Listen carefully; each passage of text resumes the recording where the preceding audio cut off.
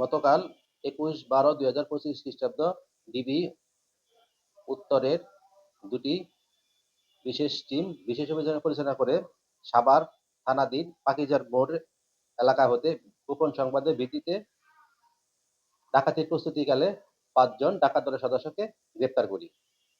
তাদের নাম রাজীব, রবিউল মিয়া, পাবেল, আবুল বাশার, মনির হোসেন।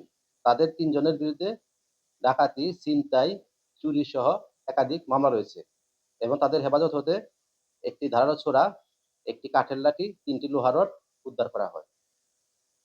অপর একটি পৃথক অভিযানে আশুলিয়া থানাধীন গাজীচটা এলাকা হতে একটি চোলাই মদ কারখানায় অভিযান পরিচালনা করে ৩ জন ব্যক্তিকে আটক করা হয় এবং তাদের হেফাজত হতে ১,০৪০ লিটার চোলাই মদ এবং মদ তৈরির উপকরণ, ৫টি সিলভারের পাতিল এবং ২টি গ্যাসের চুলা উদ্ধার করা হয়।